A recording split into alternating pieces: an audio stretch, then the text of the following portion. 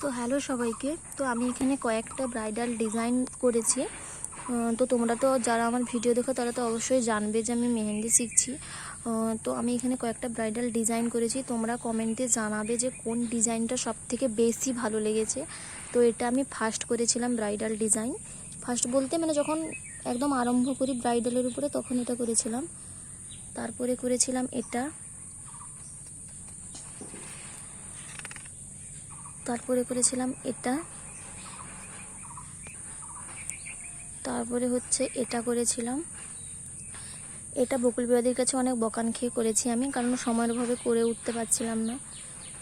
তারপরে হচ্ছে এটা, এই যে দেখেছো খাপছাড়া এগুলো পিঁপড়ে খেয়ে নিয়েছে এটা। তারপরে